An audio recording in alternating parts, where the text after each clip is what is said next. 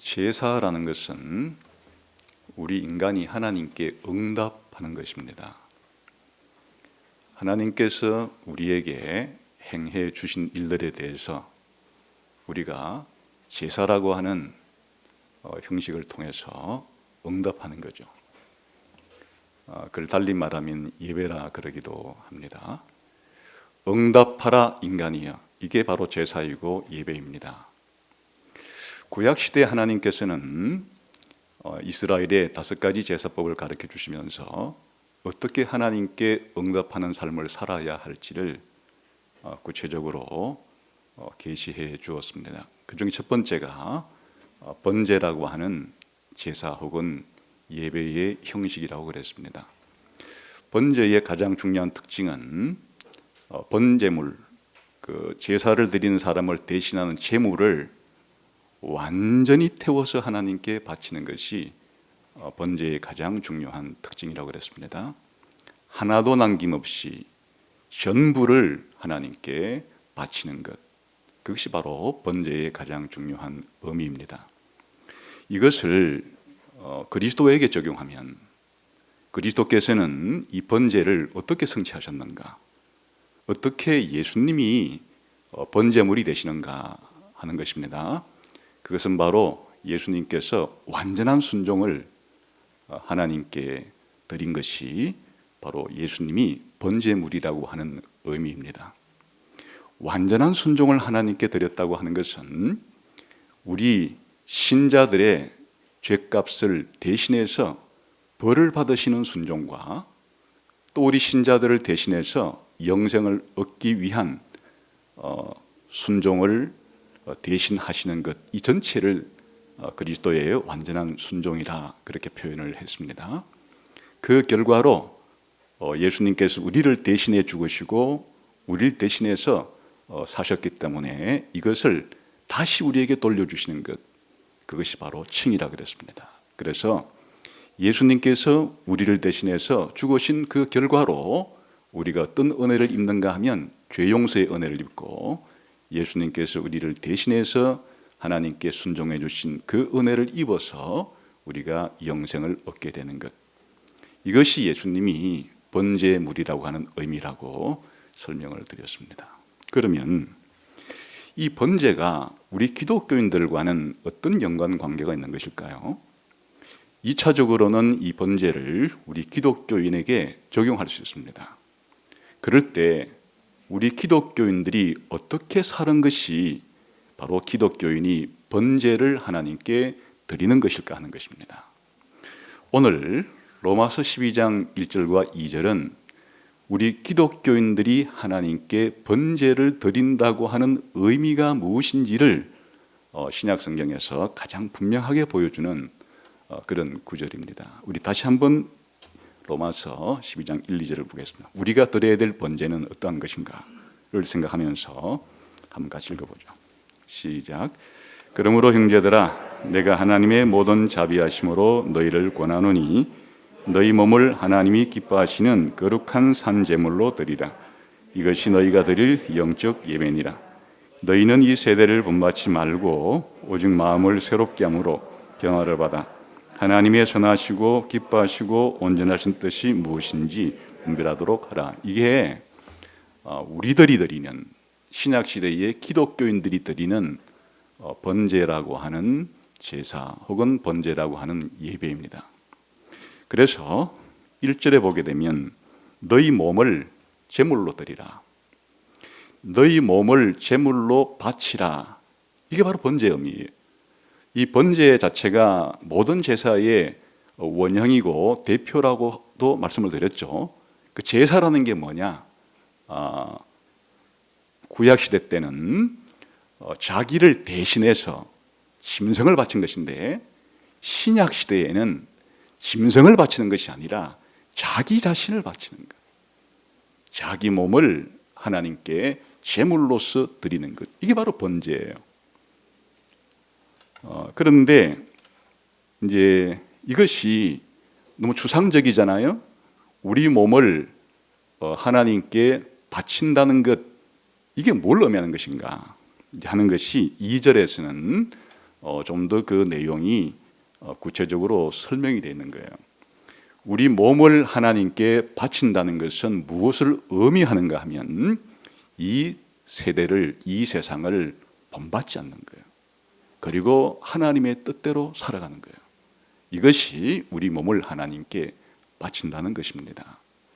그래서 이 로마서 12장 1, 2절이 나오는 이 내용이 크게 보면 이스라엘 사람들에게 하나님이 말해줬던 그 제사를 신약시대 신자들이 드리는 방식을 말해주는 것이고, 좀 더 구체적으로 말하면 우리가 하나님께 번제를 어떻게 드리는 것인가 하는 것을 신약시대의 방식으로, 기독교인의 방식으로 드리는 것을 말해주고 있는 구절입니다. 그래서 오늘은 이 구절을 중심으로 여러분들에게 구약시대 번제를 우리 신약시대 기독교인들에게 적용하면 어떻게 우리가 살아야 된다는 말인가 하는 내용을 살펴보도록 하겠습니다.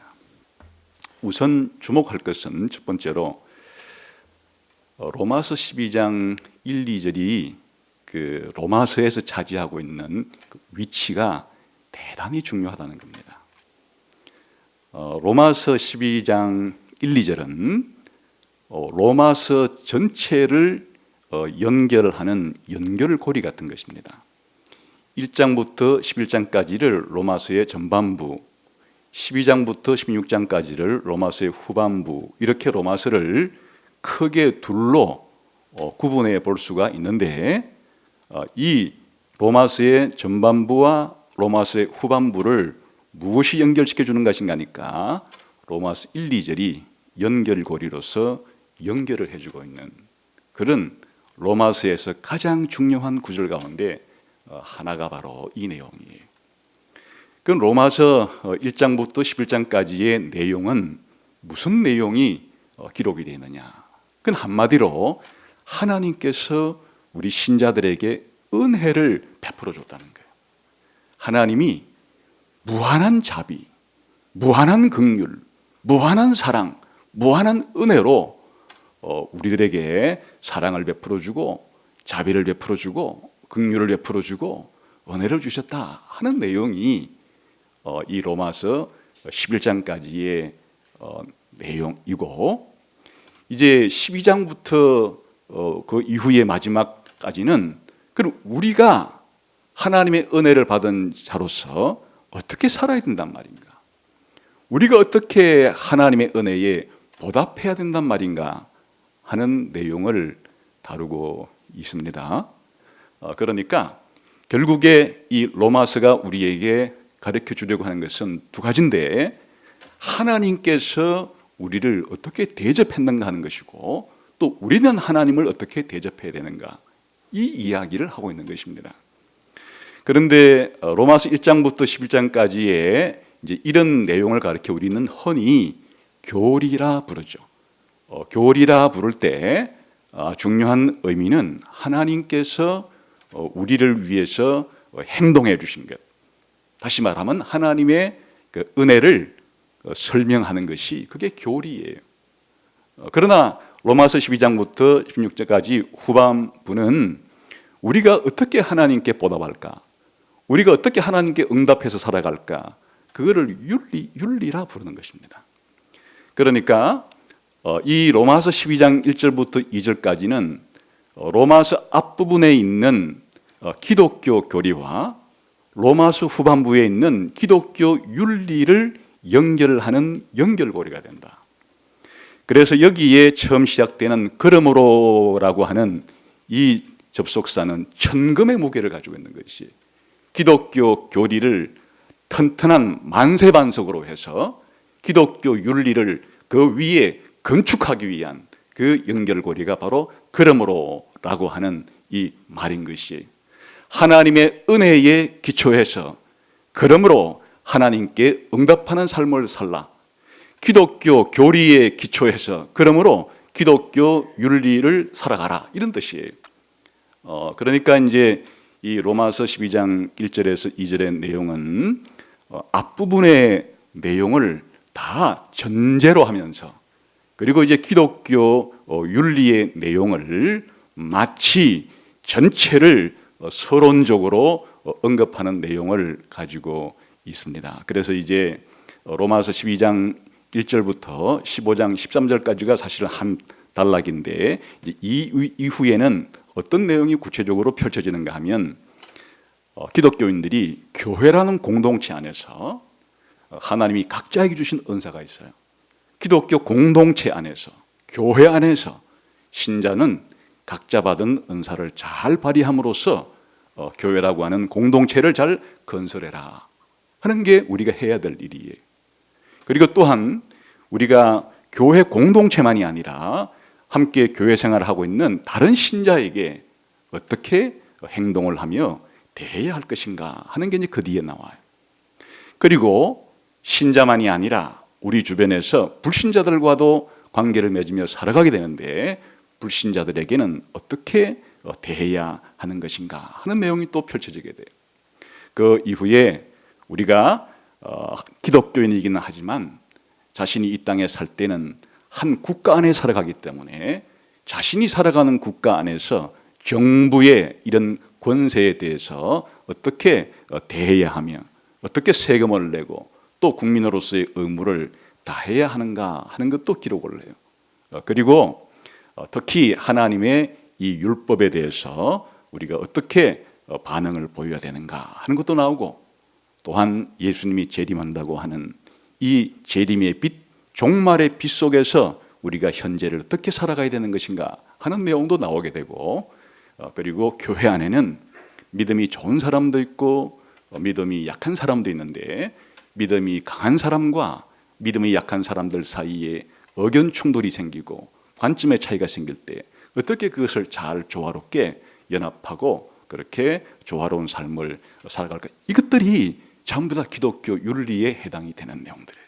그러니까 교회 공동체와의 관계, 국가라는 공동체와의 관계, 다른 신자와의 관계, 불신자와의 관계, 그리고 하나님의 말씀에 대한 관계, 그리고 영원한 종말과 현재와의 관계 속에서 어떻게 삶을 살아야 되는가, 이런 것들이 바로 우리 기독교인들이 이 세상에서 어떻게 살아야 되는가라고 하는 주제인데, 이거를 그냥 총체적으로 요약한 것이 무엇인가 하니까 너희 몸을 제물로 하나님께 드려라.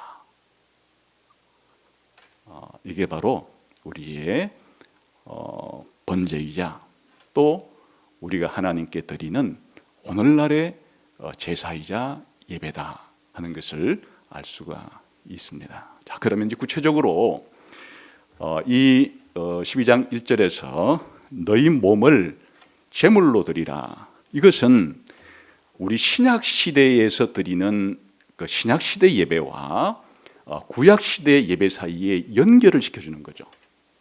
구약 시대에 드리는 제사와 신약 시대에 드리는 제사를 연결을 시켜주는 것입니다.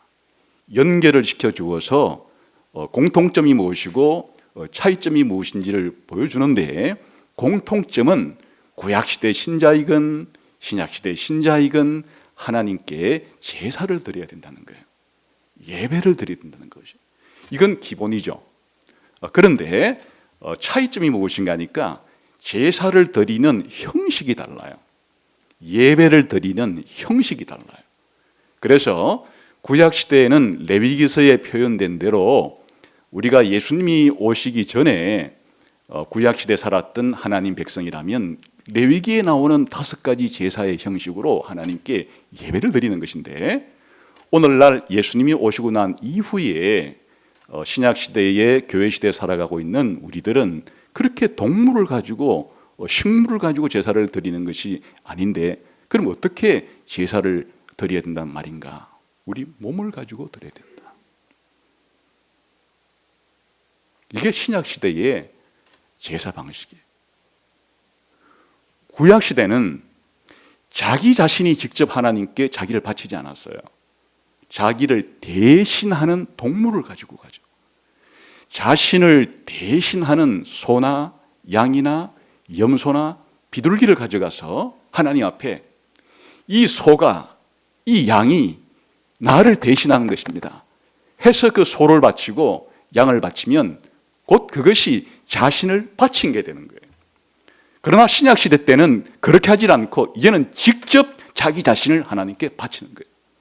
그게 왜 이런 변화가 생겼느냐? 그건 예수님 때문이죠. 예수님께서 바로 구약 시대에 5가지의 제사, 5가지의 모든 제물이 되심으로써 이제 구약 시대 형태의 이런 제사법을 완성을 시켜버린 것이에요. 그래서 신약 시대 때는 구약 시대 같은 방식으로 제사를 드리거나 예배를 드리는 것이 아니고 이제 신약 시대에 예수님이 제사를 드린 것을 힘입어 이제는 구약 시대처럼 자기 대신에 동물을 쓰고 자기 대신에 제사장을 쓰는 것이 아니라 자신이 제사장이고 자신이 제물이 되어서 자신이 제사장인 자신의 제물을 자신이 하나님께 직접 바치는 그런 시대가 되었다 하는 것이에요. 그래서 놀라운 시대가 된 것이죠. 자기를 대신하는 어떤 상징물을 가지고 하나님께 간접적으로 나가는 것이 아니고 이제는 그리스도를 중심으로 그리스도에 힘입어서 우리가 자기 스스로가 제사장이 되고 자기 스스로가 제물이 되어서 하나님 앞에 자기 스스로 하나님께 바친다. 그래서 이제는 제물을 동물을 바치는 것이 아니고 너희 몸을 하나님께 제물로 바쳐라. 이것이 너희가 드릴 영적인 예배다. 여기서 영적이라는 말은 좀 영적이라 그러니까 좀 애매하죠. 정확한 의미는 참된 예배란 뜻이 참된 제사다. 다른 말로 하면 참된 제사다 그런 뜻이. 너희 몸을 하나님께 바치라. 이것이 참된 제사다 그런 뜻이에요. 자, 그러면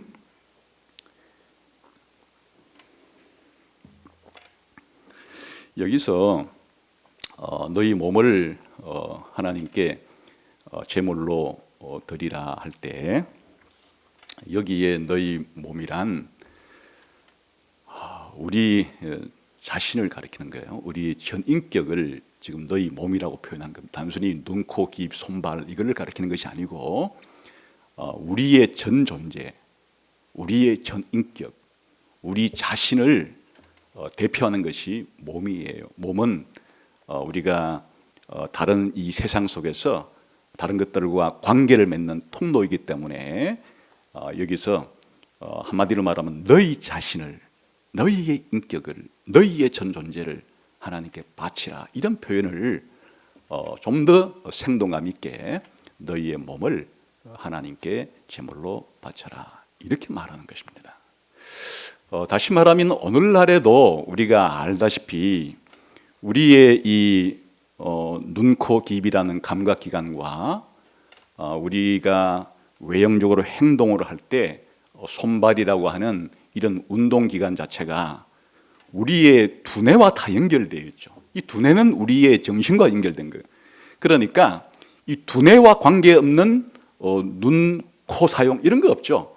또 두뇌와 연결되지 않는 손발의 사용 이런 것이 있을 수가 없죠. 더 쉽게 말하면 우리의 영혼과 우리의 정신과 관련이 없이 우리가 뭘 보고 듣거나 말하거나 우리가 손발로 행할 수는 없는 것이고, 그러니까 우리의 이 신체, 우리의 이 기관이라는 것과 우리의 마음이라는 것이 이게 긴밀한 연결을 가지고 있는 것이, 다시 말하면 우리가 사람이 죽어서 영혼이 육체를 떠나게 되면 그때 몸만 남겨져 있는 이 시체는 눈이 있어도 보지 못하죠. 입이 있어도 말 못하는 거예요. 손이 있어도 뭔가를 행할 수 없고 발이 있어도 걸어다닐 수 없죠. 그러니까 우리의 신체가, 우리의 몸이 무엇인가를 활동한다는 것 자체는 이 몸만 따로 있는 게 아니고 우리의 전체의 한 연결된 통일된 부분으로서 그렇게 활동하는 것이기 때문에 너희 몸을 하나님께 바쳐라 하는 이것 자체가 너희 자신을 하나님께 바쳐라 그런 의미라, 그런 뜻입니다. 그러나 이제 우리들은 연약한 존재이기 때문에 너희의 자신을 하나님께 바쳐라 이렇게 말하면 너무 추상적이 되니까 그래서 좀 더 이제 구체적인 용어를 써서 너희의 몸을 제물로 바치라 이러면 좀 더 번제와 연결해서 이미지를 만들 수가 있죠. 번제라고 하는 것은 제물을 머리를 토막내서 하나님께 바치고 또 손발을 토막내서 하나님께 바치고 전신을 토막내서 하나님께 바쳐 드리듯이 오늘날 우리 신자들은 죽은 짐승을 바치는 것이 아니고 자기가 한평생 살아갈 때 살아있는 자기의 몸을 하나님께 바친다고 할 때 뭐 이렇게 적용하면은 좀 더 이제 피부에 와 닿을 수는 있을 것이에요. 그것이 이제 어떻게 적용을 하는 방식인가 하면 크리소스토무스라고 하는 초대교회의 유명한 설교자가 이 구절을 해석하면서 이렇게 이제 적용을 했습니다. 몸이 어떻게 제물이 될 수 있단 말인가? 눈으로 일체 악한 것을 보지 않게 하라. 그러면 눈이 제물이 될 것이다. 적용이 되죠. 그러니까 우리의 눈을 사용할 때 우리의 눈이 의도적으로 악한 것을 그렇게 보려고 하는 우리 속에 악한 욕망이 있을 때 눈을 절제해서 보지 말아야 될 것들은 과감하게 보지 않기를 선택하는 것. 오늘날로 말하면 외설물 같은 것들을 의도적으로 찾아서 보려고 할 때 눈으로 보는 것이니까 그런 것들을 우리가 의도적으로 행동하려고 눈으로 하지 말고 악한 것에 대해서 눈을 하나님 앞에 바치는 것, 그게 눈을 제물로 바치는 것이 된다. 혀로 일체 불결한 것을 말하지 않게 하라. 그러면 혀가 제물이 될 것이다. 하나님이 우리에게 입을 주셨을 때 말을 해야 되는데 우리들이 이제 타락한 죄인으로서 안 해야 될 말을 할 때가 있죠. 거칠고 폭력적인 그런 말이라든지 혹은 참되지 않은 거짓말이라든지 이런 것들을 우리가 우리의 필요에 따라서 할 때가 있죠. 그러니까 우리의 혀를, 우리의 입을 하나님께 제물로 바친다는 것은 적용하자 그러면 그렇게 나쁜 말, 거짓말, 악한 말, 폭력적인 그런 말을 하려고 할 때 그것을 절제하고 그런 것들을 억제하고 우리가 하나님께서 원하시는 참된 것을 말하려고 하는 것 자체가 우리 입을 하나님께 제물로 드리는 거다. 이렇게 적용할 수는 있겠죠. 뿐만 아니라 손으로 일체 불법한 행위를 하지 않게 하라. 그러면 손을 온전히 드리는 번제가 될 것이다. 우리들은 모든 것을 다 손으로 하죠. 거의 모든 이 살아갈 때 필요한 모든 것들을 우리가 만들거나 또한 그 사용하거나 할 때 주로 손을 가지고 사용을 하는데, 그러니까 나쁜 행동을 한다 그럴 때 주로 손을 가지고 나쁜 행동들을 하게 되겠죠. 그런데 이런 손을 가지고 나쁜 행동들을 하지 않는 것은 바로 우리의 손을 하나님께 제물로 드리는 것이 될 것이다. 물론 여기에 더 이제 확장해서 여기까지 말했지만 우리의 발을 죄 짓는 곳으로, 하나님의 뜻에 위배되는 일을 하는 것으로 가지 않게 하라. 그럼 우리 발을 하나님께 제물로 드리는 것이 될 것이다. 사실 두뇌가 중요하죠. 이 두뇌를 하나님께 뜻을 불순종하고 반대하는 쪽으로 머리를 굴리거나 상상하거나 의심하거나, 그리고 이 두뇌를 그런 식으로 악한 것을 생각하거나 그런 것을 할 때 그런 것들을 우리가 억제하고 우리의 생각으로 하나님의 말씀을 묵상하면서 한 뜻대로 살려고 하는 이런 것을 할 때 우리의 머리를 하나님께 드리는 것이 될 수도 있겠죠. 그게 이제 2절에 구체적으로 나오는 사실 그런 내용이 되는 겁니다.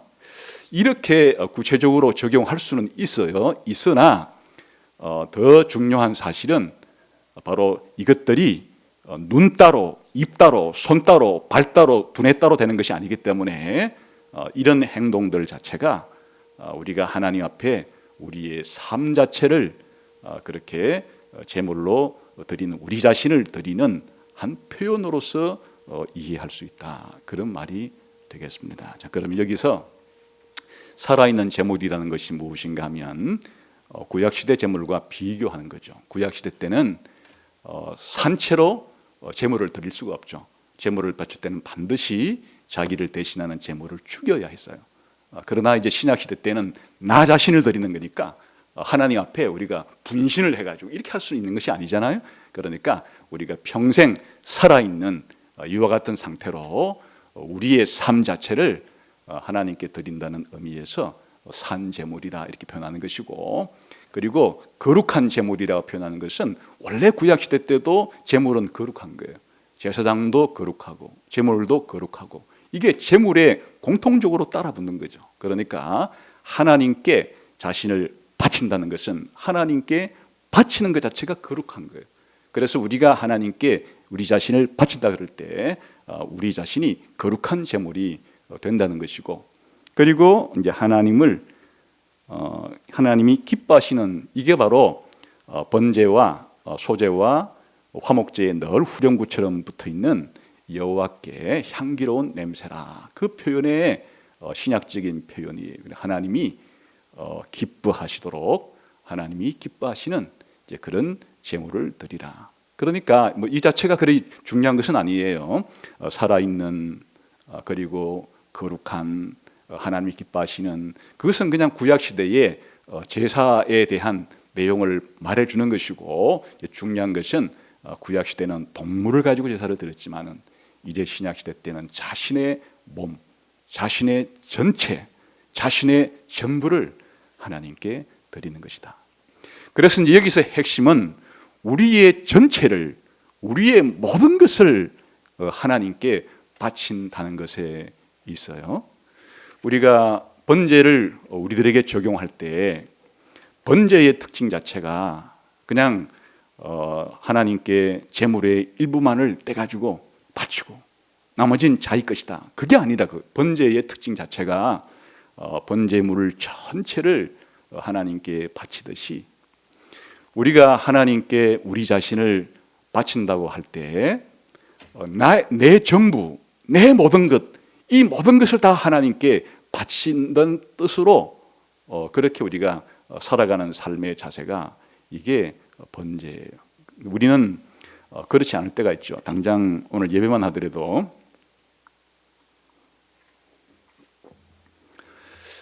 그냥 일주일 동안 자기 시간이 이렇게 있는데 7일이라는 시간이 있어요. 뭐 176시간쯤 되겠나요? 그 시간이 있는데 그냥 그 성경에 성도들이 주일날 모여서 예배를 드렸고 또 예배를 드리려고 했기 때문에 내가 주일날 11시에 가서 뭐 한 1시까지 하는 그 예배는 내가 가야 되겠다 해서 이제 그 시간에 다른 데 가고 싶고 뭐 이렇게 여행 가고 싶고 또 집에서 그냥 널브러져서 이렇게 뭐 다른 거 하고 싶고 이제 이럴 때 과감하게 아니야. 하나님께서 예수 믿는 나에게는 예배를 드리라고 했지 라고 하는 것은 이제 순종하기 위해서 그래도 이 시간은 잘라가지고 다른 데 쓰지를 않고 하나님께 예배 드리는 시간으로 바쳤어요. 그런데 문제는 이제 예배 시간 때는 예배 끝나기만을 손꼽아 기다리는 거예요. 하여튼 예배의 가장 중요한 그 의의는 빨리 끝나기를 기다리면서 가장 좋은 예배는 빨리 끝내주는 예배.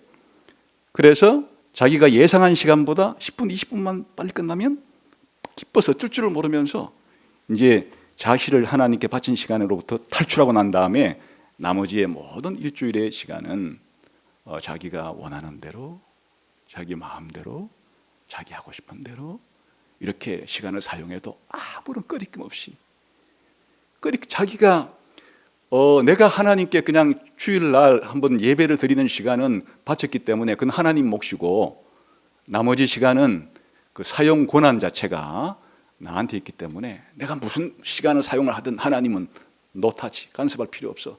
간섭해서도 안 되는 거야. 이렇게 설정을 해두고 자기가 다른 시간 사용에 있어서는 자기 마음대로 하는 것을 전혀 꺼리낌 없이 가책 없이 그렇게 하는 것은 번제로 드리는 바른 제사가 아니고 그런 흠이 있는 제사가 될 수밖에 없겠죠.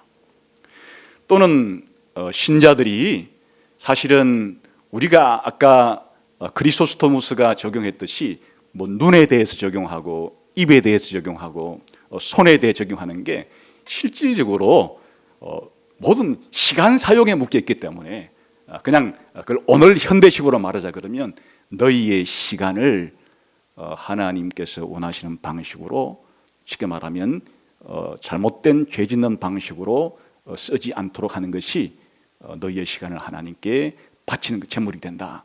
이렇게 할 수도 있겠죠.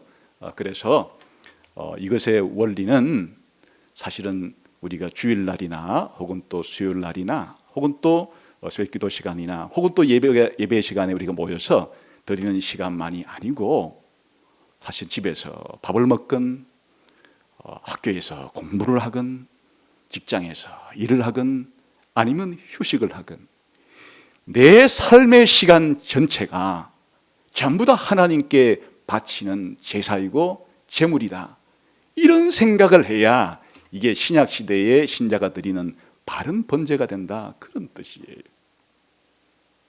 다시 말하면 내가 일주일 동안 사용하는 시간 자체가 함께 모여 예배를 드리건 아니면 혼자서 여러 가지 활동들을 하건 그 자체가 하나님께 드리는 내 자신을 바치는 그런 행위가 되도록 그렇게 삶을 사는 것, 이것이 신약시대의 번제의 의미가 된다. 그런 것이겠죠.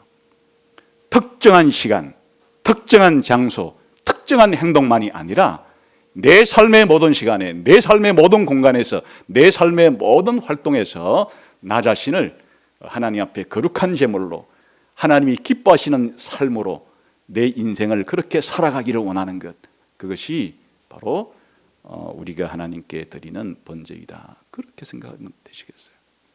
뿐만 아니라 우리가 모든 활동을 한다는 데서는 반드시 비용이 들어가죠.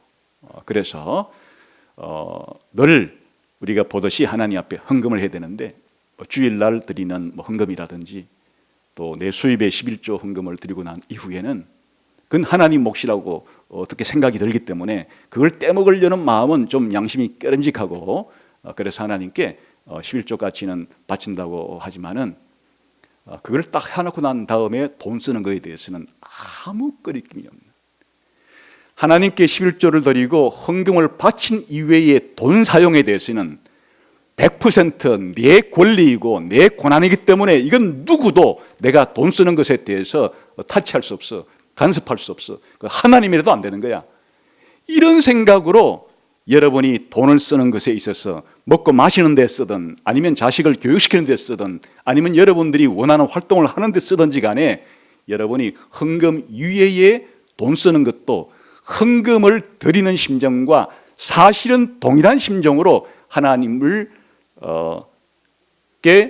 내 돈을 바친다는 심정으로 그렇게 돈을 사용하는 것, 그것이 내 몸을 살아있는 거룩한 하나님이 기뻐하시는 제물로 바치는 것이 되겠죠. 그런데 심지어 기본적으로 드려야 될, 하나님께 드려야 될 이런 헌금조차도 그렇게 아까운 마음이 들어서 신앙생활을 한 지가 얼마인데 자기 수입의 10분의 1을 하나님께 하나님의 것이라고 인정하고 바치는 것이 손이 떨려서 아직까지도 실천하지 못하고 신앙생활한 지 1년이 되고 5년이 되고 10년이 되고 20년이 되고 죽을 때까지도 하나님 앞에 헌금 생활을 하지 않은 채로 살아가는 것은 번제를 드리는 태도가 아니죠. 하나님을 기쁘시게 하는 그런 삶이 아니에요. 우리의 시간과 우리의 물질이 하나님의 것이 따로 있고 내 것이 따로 있어서 일부만 하나님께 떼바치고 난 다음에는 나머지 모든 사용권은 내 마음대로 할 수 있다고 하는 이런 자세가 아니라 사실 내 시간의 전부와 내 물질의 전부, 아니 내 삶의 존재의 전부를 하나님이 기뻐 받으시는 산 제물로 바쳐야 되겠다라고 하는 마음의 자세를 가지고 살아가는 삶의 태도와 자세와 행동을 신약 시대식으로 말하면 바로 번제라고 부른다, 이런 것입니다. 2절은 이것을 이제 좀 더 구체적인 차원이라고 말해도 되고, 또 우리의 전부지만은 사실은 우리 인간이 크게 구분하면 몸과 마음으로 구분할 수 있으니까 1절은 우리 자신 전부를 드리되 몸을 드리는 것에 좀 더 강조를 두었다면 2절은 우리의 마음을 하나님께 드리는 것으로 좀 더 강조해서 표현했다고 볼 수도 있어요. 둘 다 자신을 하나님께 드린다는 것은 변함이 없지만은 강조점에 있어서 차이가 있을 수도 있는데, 2절은 우리 자신을 하나님께 온전히 바치는 것이 무엇을 의미하느냐, 두 가지. 해서는 안 될 것과 해야 될 것. 해서 안 될 것을 안 하는 것이고 해야 될 것을 하는 것이에요. 해서 안 될 것이 무엇인가 하니까 이 세대를 본받는 거예요. 이 세상을 본받는 거예요. 이것은 기본적으로 구약 성경에서는 이방인을 본받지 말고 하나님의 율법대로 살아라는 것에 신약 시대 버전이 바로 세상을 본받지 말고 하나님의 뜻대로 살라, 이렇게 막 바뀌는 거죠.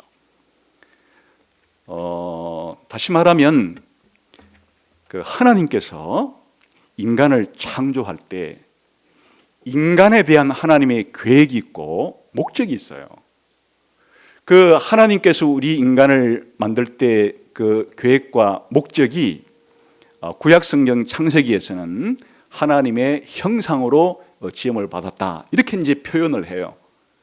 그 하나님의 형상으로 지음받았다고 하는 뜻은 무엇인가니까 하나님께서 다른 동물과는 달리, 천사와는 달리 인간이기 때문에 인간에게 하나님께서 요구하시는 것이 있고, 인간에게 너희는 인간이기 때문에 내 형상이기 때문에 이렇게 살아야 한다고 하는 하나님께서 우리 인간에게 요구하시고 명령하는 내용이 있어요. 그걸 이제 윤리라 그러는 거죠. 그러니까 우리 인간은 하나님의 창조물로 하나님의 형상으로 지음받았을 때 동물과는 달리 뭔가 해야 할 의무와 윤리가 있는 것이에요. 도덕이 있는 것이에요. 하나님께 대해서도 그렇고 다른 사람에 대해서도 그렇고 자연에 대해서도 그렇고. 그러니까 이와 같은 것을 하나님의 형상이라는 말 속에 이제 포함하고 있는 거죠. 그런데 죄를 짓게 되면 하나님께서 원하시는 그 윤리와 도덕과 의무를 내팽개치게 되는 거예요. 그것을 안 하는 거예요. 하나님께서 우리 인간에게 주신 이런 윤리와 도덕, 의무를 싫어하는 거예요. 그걸 하지 않는 거예요. 내팽개치는 거예요. 그게 바로 세상이라는 거예요. 이 아담이 죄를 짓고 난 이후에 이 세상이라는 것은 다른 게 아니고 우리 인간들이 하나님이 우리 인간에게 주셨던 그런 의무와 사명과 그런 임무와 그런 도덕과 윤리를 싫어하고 저버리고 그런 것 반대로 내 뜻대로 내 마음대로 그렇게 내가 하고 싶은 일을 한다고 하는 이런 정신으로 살아가는 게 그게 바로 세상이에요. 이런 세상을 본받지 말라. 이런 세대를 본받지 말라. 요즘 말로 말하면 하나님을 믿지 않는, 하나님을 창조주로 인정하지 않고 살아가는, 하나님을 주인으로, 하나님을 왕으로 모시고 살아가지 않고 자기를 주인으로, 자기를 왕으로 삼고 스스로 그렇게 살아가는 이런 가치관, 이런 시대 풍조, 이런 시대의 흐름, 이런 유행을 따라가서는 안 된다. 뭐 요즘 많이 쓰는 말로 말하면 이 세상의 가치관을 본받아서 이 세상의 가치 평가의 기준을 가지고 살아가면 안 된다 하는 것이고, 그럼 반대로 해야 되는 것은 무엇인가니까 하나님의 뜻을 분별하는 거예요. 하나님의 뜻을 분별하라고 하는 이 말은 사실은 하나님의 뜻을 이해하고 하나님의 뜻에 동의하고 하나님의 뜻에 일치하는 삶을 살아가려고 하는 이 전체를 이 번역상 분별하라 이런 말 속에 지금 담아 놓은 것인데, 이 삶의 자세는 누구의 삶의 자세와 다른가 하면 바로 죄인들의 삶의 자세와 정반대되는 삶의 자세가. 죄인들은 어떻게 살아가는 거니까 하나님의 뜻을 분별하지를 않고 이 세상의 기준에 맞추어 자기 삶을 살아가는 것이 정당한 것이고 행복한 것이라고 살아가는 것이 바로 불신자들의 특징인데, 우리 신자들의 특징은 불신자들의 삶의 방식과 180도 바꾸어서 오히려 하나님을 주인으로 하나님의 뜻대로 살지 않는 것이 옳은 것이고 행복하다고 사는 것이 잘못된 것이고, 하나님의 뜻대로 살아가는 것이 그게 선한 것이고 그게 우리를 기쁘게 하는 것이고 그것이 우리를 완전하게 만드는 좋은 것이라고 생각하면서 하나님의 뜻을 이해하고 동의하고 순종하려고 하는 그런 하나님의 뜻에 일치한 삶을 살아가려고 해야 한다. 이것이 번제의 의미라는 거예요. 그 사실은 이제 이 구절은 로마서 앞부분에 있는 내용을 뒤집어 놓은 겁니다. 한번 로마서 1장을 봅시다.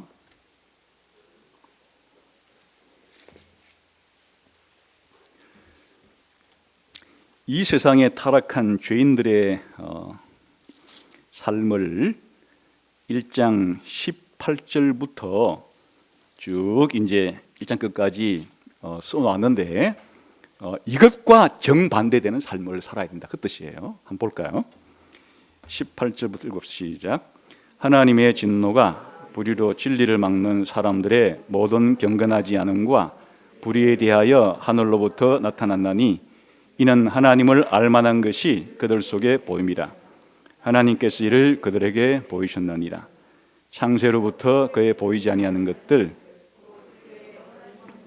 신성이 그가 만드신 만물에 분명히 보여 알려진다니 그러므로 그들이 핑계하지 못할. 자, 여기까지는 무슨 내용인가 하면 하나님께서 죄인들에게 진노하시려고 하는 거예요. 이유가 뭐냐? 하나님이 살아계시다는 것과 하나님이 세상을 창조했다는 것을 이 자연 만물을 통해서 또 인간의 양심과 인간의 마음을 통해서 다 가르쳐 주었음에도 불구하고, 이게 신학적으로는 일반 계시를 통해서 하나님의 살아계심을 존재하심을 다 가르쳐 주었음에도 불구하고 죄인들은 그런 것을 아랑곳하지 않고 살아간다 이 뜻이에요. 그러니 어떻게 살아가는가? 그 다음에 이제 21절 시작. 하나님을 알되 하나님을 영화롭게도 아니하며 감사하지도 아니하고 오히려 그 생각이 허망하여지며 미련한 마음이 어두워졌나니 스스로 지혜 있다 하나 어리석게 되어 썩어지지 아니하는 하나님의 영광을 썩어질 사람과 새와 짐승과 기어다니는 동물 모양의 우상으로 바꾸었느니라. 그러니까 하나님을 마땅히 감사해야죠. 하나님 우리를 창조해 주셨는데 창조주 하나님께 감사를 드리고 영광을 드리고, 이것이 인간이 가장 기본적으로 해야 될 윤리이고 도덕이고 의무예요. 우리를 지으신 이에게 마땅히 영광과 존귀와 감사를 드리는 것, 이것은 인간의 가장 기본적인 의무이자 가장 기본적인 보편타당한 윤리다 그 말이에요. 동서고금을 막론하고 남녀노소를 불문하고 신분 귀천을 막론하고 모든 하나님이 만드신 인간이라면 창조주 하나님께 감사를, 창조주 하나님께 영광을, 창조주 하나님께 찬송을 드리는 것이 이게 너무 마땅한데 죄인들은, 불신자들은 그걸 안 하는 거예요. 그럼 어떻게 하느냐? 오히려 하나님이 만드신 피조물을 감사하고 예배한다. 피조물인 인간을 숭상한다든지, 또 옛날 사람들은 피조물인 동물과 식물과 하늘의 해와 또 하늘 자체와 땅 자체와 이런 하나님이 만드신 피조물을 예배하고, 피조물을 창조한 하나님은 예배하지 않고 감사하지 않고, 완전히 이 인간의 하나님께 대한 기본적인 윤리를 뒤집어 놓아서 살아가는 이런 이제 삶을 살아간다 그거예요. 그래, 하나님께서 어떻게 했는가 하니까 24절 시작. 그러므로 하나님께서 그들을 마음의 정욕대로 더러움에 내려버리듯사 그들의 몸을 서로 욕되게 하게 하셨으니 이는 그들이 하나님의 진리를 거짓 것으로 바꾸어 피조물을 조물주보다 더 경배하고 섬깁니다. 주는 곧 영원히 찬송할 이시로다. 아멘. 하나님께서 사람들을 잠시 그렇게 하도록 내버려 뒀다 그거예요. 그러니까 하나님께 감사하고 하나님께 예배해야 될 것을 하지 않으니까 이제 피조물을 하나님보다 더 예배하는 이런 전도된, 뒤집어진 이런 삶을 살기 때문에 하나님이 그것을 잠시 내버려 두니까 이제는 가장 그 다음에 기본적인 관계인 남자와 여자 사이의 관계를 뒤집어서 그렇게 성적으로 음란하고 문란한 이런 생활을 하게 되었다. 이 성적 도덕의 타락이 어디서부터 비롯되었느냐? 하나님을 바르게 예배하지 않는 이 하나님에 대한 예배의 타락이 결국에는 인간과 인간의 가장 기본적인 남녀 사이의 이런 관계도 뒤집어 놓아서 성적으로 부패와 타락의 경지에 들어가게 되었다. 지금 그런 이야기. 그 다음에 계속 이어지는 이야기인데 26절도 시작. 이 때문에 하나님께서 그들을 부끄러운 욕심에 내어버려 두셨으니 곧 그들의 여자들도 순리대로 쓸 것을 바꾸어 영리로 쓰며 그와 같이 남자들도 순리대로 여자 쓰기를 버리고 서로 향하여 음욕이 부릴 듯하며 남자가 남자와 더불어 부끄러운 일을 행하여 그들의 그릇 때문에 상당한 보응을 그들 자신이 받았느니라. 성적 타락의 절정이 뭐냐? 남자와 남자가, 여자와 여자가 그렇게 서로 동성애를 하는 이것 자체는 성적 타락의 극치다. 성적 부패의 극치를 동성애 현상으로서 일단 설명을 하고 있습니다. 자, 그런데 이제 끝에 오늘 로마서 12장 2절과 이 전체의 내용에서 직접 관련된 구절이 바로 28절에 나와요. 읽어 시작. 또한 그들이 마음에 하나님 두기를 싫어하며 하나님께서 그들을 그 상실한 마음대로 내버려 두사 합당하지 못한 일을 하게 하셨어요. 여기에 하나님의 뜻을 분별하라라고 할 때 분별하라고 하는 이 동사하고 무엇이 똑같은 단어인가 하면 마음에 하나님 두기를 싫어한다.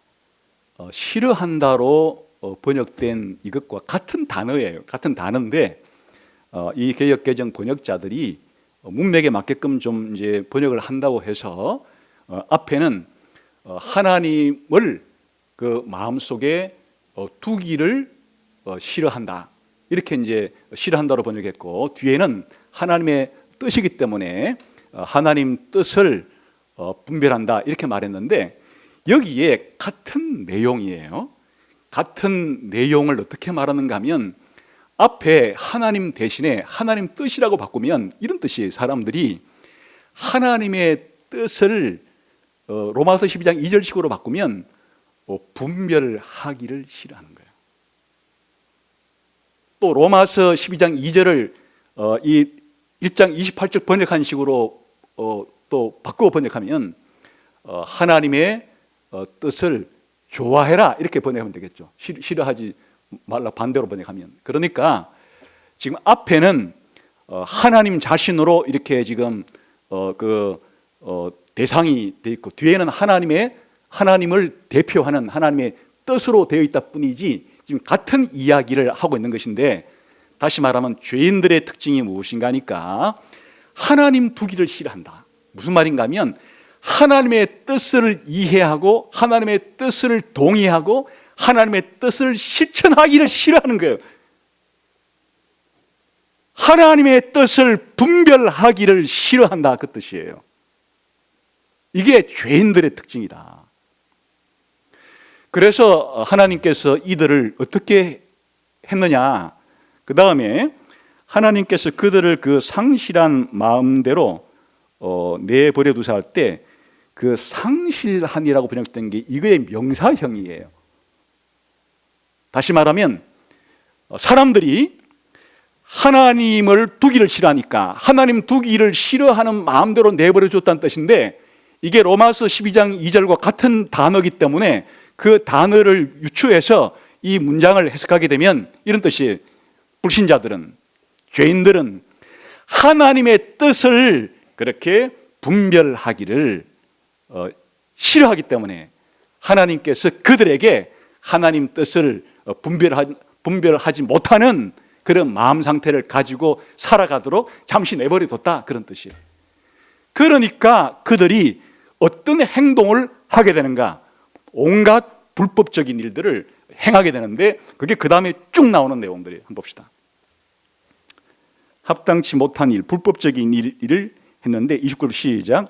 곧 모든 불의, 추악, 탐욕, 악의가 가득한 자요, 시기, 살인, 분쟁, 사기, 악독이 가득한 자요, 수근수근하는 자요, 비방하는 자요, 하나님께서 미워하는 자요, 넉넉하는 자요, 교만한 자요, 자랑하는 자요, 악을 도모하는 자요, 부모를 거역하는 자요, 우매한 자요, 배약한 자요, 무정한 자요, 무자비한 자라. 그러니까 이렇게 하지 말라는 게 그게 바로 하나님이시고 하나님의 뜻이라, 그거예요. 하나님께서 자신의 뜻을 우리들에게 보여주신 것은 이런 것들은 전부 다 합당치 못한 것이니까, 불법적인 것이니까, 잘못된 것들이니까 하지 말라고 하나님께서 우리들에게 자신의 뜻을 통해서 가르쳐 주었는데, 불신자들은, 죄인들은 그런 하나님의 뜻을 이해하고 그런 하나님의 뜻을 동의하고 그런 하나님의 뜻을 실천하기를 싫어하고 그렇게 하지 않기 때문에 하나님이 그래? 그럼 그렇게 내버려 두니까 온갖 하나님의 뜻과 위배되는 이런 일들을 했다, 그 말이에요. 마지막 절정은 32절이죠. 시작. 그들이 이와 같은 일을 행하는 자는 사형에 해당한다고 하나님께서 정하심을 알고도 자기들만 행할 뿐 아니라 또한 그런 일을 행하는 자들을 옳다느니라. 악의 끝단은 무엇인가니까 선을 악이라고 하고 악을 선이라는 거예요. 하나님의 뜻을 악이라고 하고 하나님의 뜻에 반대로 살아가는 것을 선이라고 하는 이런 지경까지 이르게 되었다. 여기에 바로 로마서 12장 2절은 이것을 180도로 전복된 바꾼 삶을 살아라, 그것이 바로 12장 2절이에요. 그러니까 로마서 12장 2절을 다른 말로 표현하면 로마서 1장 18절부터 여기 32절까지에 나오는 이런 불신자들, 이런 하나님의 진노 아래에 있는 죄인들과는 180도 다른 삶을 살아가는 것이, 그것이 바로 우리의 몸을 하나님께 바치고 이 세상을 본받지 않고 하나님의 뜻을 우리가 따라서 하나님의 뜻대로 살아가는 삶이다, 그런 거죠. 그렇게 살아가는 삶이 어떻게 펼쳐지느냐? 로마서 1장 18절에서부터 32절까지의 이 정반대로 살아가는 삶이고, 그게 바로 로마서 12장부터 15장까지 나오는 그런 식의 삶을 살아가는 것이 하나님의 뜻대로 살아가는 것이다. 그것이 바로 여러분이 우리 시대에 하나님께 번제를 드리는 방식이다. 또 달리 말하면 꼭 번제가 아니더라도 구약시대 제사 전체를 통합해서 말하더라도 구약시대 신자들이 제사를 드린 것처럼 우리 신약 신자들이 제사를 드리는 것이다 라고 말하는 거예요. 왜 이렇게 해야 되느냐? 우리들은 형제들이기 때문에 그런 거예요. 12장 1절에 형제들아. 지금 이것은 모든 불신자들에게 하나님이 말하시는 것이 아니에요. 이제는 하나님의 자비하심으로 구원을 받은 신자들에게, 바로 신자들에게, 하나님의 백성들에게 신약 시대에 그리스도를 믿고 그리스도와 연합한 사람들에게 이제 너희들은 하나님의 구원받은 백성이니까 너희의 전체를, 너희의 모든 것을, 너희의 삶 전부를 하나님께 제물로 바쳐야 한다. 왜 그러냐? 하나님의 모든 자비하심을 입은 사람이기 때문에. 왜 이렇게 삶을 살아야 되느냐? 우리 신자들은 이제 하나님의 자비를 경험한 사람들이기 때문에, 그 하나님의 자비가 바로 로마서 1장부터 11장까지의 내용을 한마디로 요약한 거예요. 다시 말하면 하나님의 진노를 받을 수밖에 없는 우리들을 하나님께서 자기 아들을 보내서 우리를 대신해서 벌받고 대신해서 순종하게 하심으로써 하나님은 그 예수 그리스도의 은혜를 우리 가운데 덧입혀 주어서 우리를 의롭다고 하시고, 그게 바로 로마서 4장까지 이야기고, 이렇게 된 이유는 하나님께서 이제 그리스도와 우리를 연합시켜 주기 때문인데, 이게 5장의 얘기고, 우리가 그리스도와 연합이 되었기 때문에 이제는 6장이 말하는 것처럼 죄에 더 이상 종노릇 할 필요가 없게 되었다. 지금까지는 죄가 우리의 왕이었지만, 주인이었지만, 이제 신자들은 그리스도와 연합된 사람이기 때문에 더 이상 죄의 종노릇을 할 필요가 없이 죄의 종노릇으로부터 해방이 된 사람들이라는 게 6장의 이야기고, 7장은 율법으로부터 해방이 됐는데 율법이 요구하는 것으로부터, 율법을 어겼을 때 저주하는 것으로부터 우리가 다 이제 예수님이 우리 율법의 저주를 대신 받으셨고 우리 율법의 요구를 다 해줬기 때문에 예수 믿는 우리들에게는 더 이상 율법이 우리에게 요구할 것도, 율법이 우리들에게 저주할 것도 없이 전부 다 예수 믿는 사람에게는 이것이 다 이루어졌기 때문에 이제 우리가 율법으로부터 해방된 사람이라고 하는 이야기고, 8장의 이야기는 우리가 성령이 우리 안에 계시기 때문에 죄로부터, 율법으로부터만 해방된 것이 아니라 이제 우리들은 죽음으로부터도 해방된 사람이다 하는 이야기를 하는 것이에요. 그리고 9장부터 11장까지는 하나님이 이렇게 죄와 죽음과 사망으로부터 해방을 주시는 일을 제일 먼저는 유대인에게 먼저 해줬고, 그 다음에는 이방인에게 해줬다가 다시 예수님이 올 때 유대인들을 다시 하나님께서 구원하시고 이방인과 유대인 전부를 구원하시는 이런 구속사의 순서를 따라서 이런 하나님의 긍휼을 베풀어 주신다. 이렇게 로마서가 끝이 나는 거예요. 그리고 11장이 어떻게 끝나는 겁니까? 이런 하나님의 자비하심을 깨달은 최종적인 반응이 어떻게 나와요? 한번 11장 끝부분에 봅시다.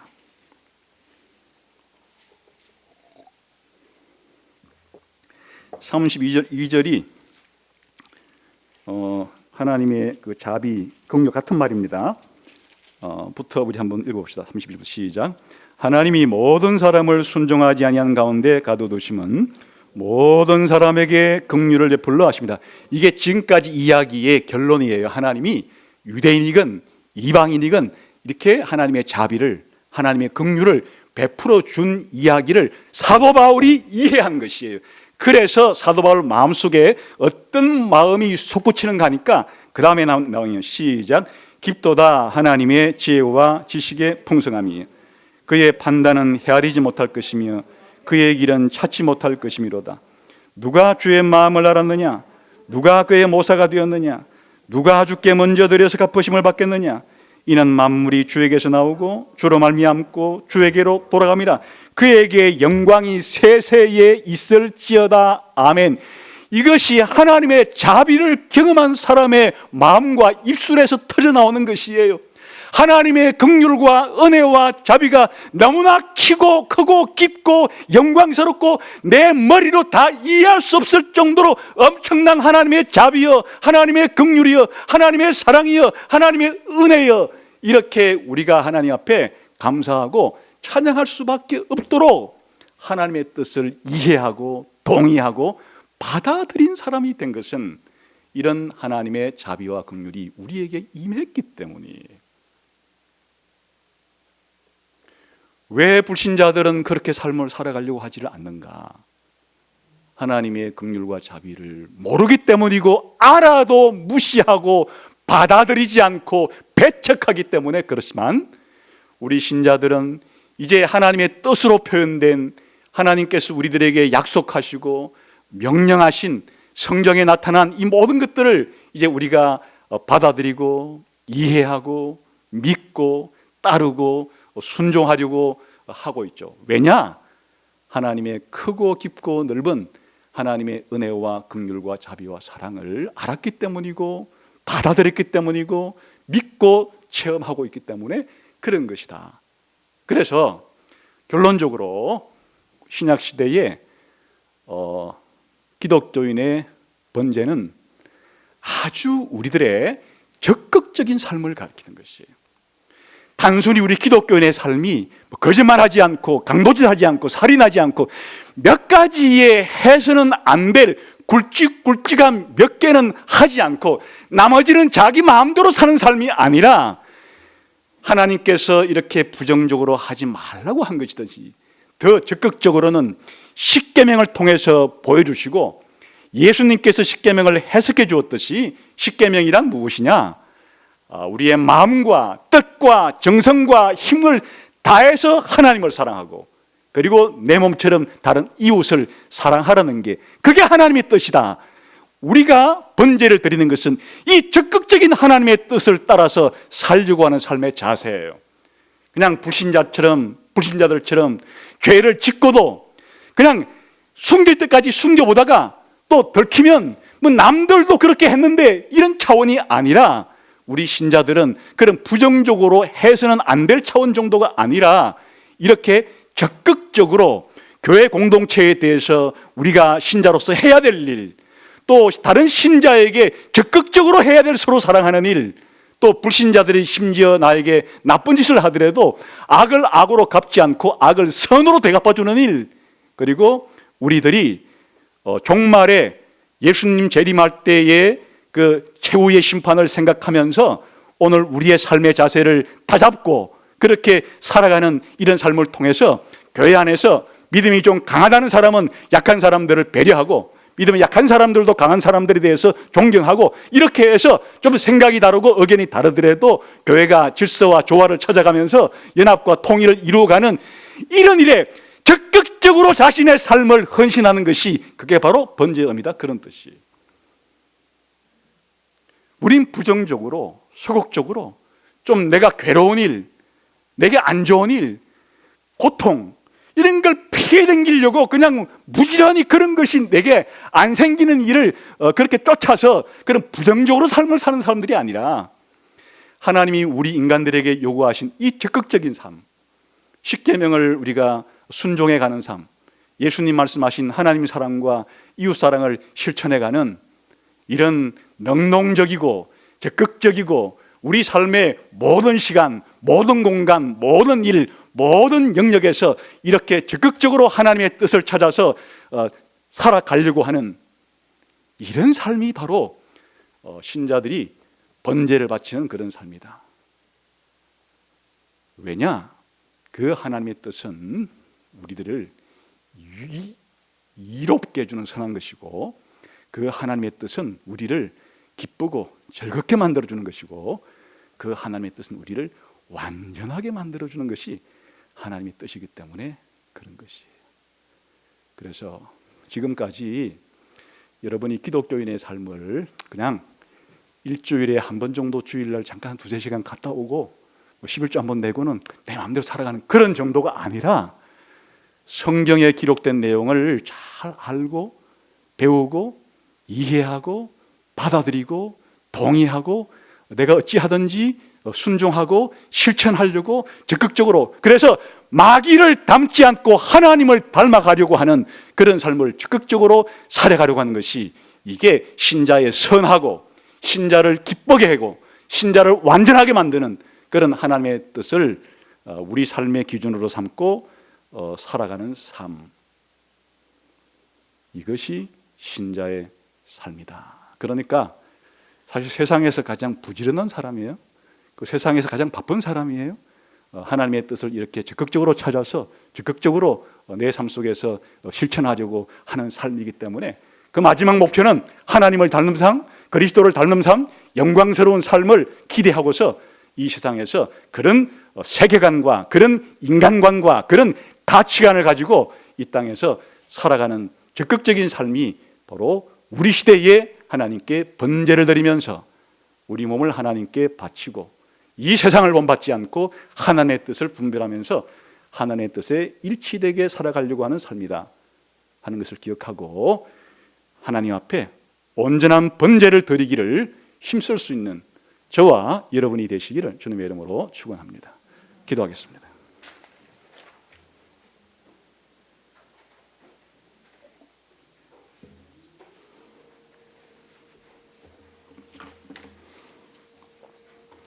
하나님 아버지, 하나님께서 지으신 우리 인생이 얼마나 놀라운 존재인지, 특별히 하나님께 구원받은 우리 신자가 얼마나 놀랍고 영광스러운 존재인지를 우리가 드려야 될 제사, 우리가 드리는 번제를 통해서 다시 한번 확인하고 남은 생애를 예수님 말씀처럼 몸과 마음과 뜻과 정성을 다해 하나님 사랑하고 또 다른 사람 이웃들을 내 몸처럼 사랑할 수 있는 적극적이고 긍정적이고 능동적인 삶을 살아가기에 우리 모두에게 복을 주옵소서. 예수님 이름으로 기도하옵나이다. 아멘.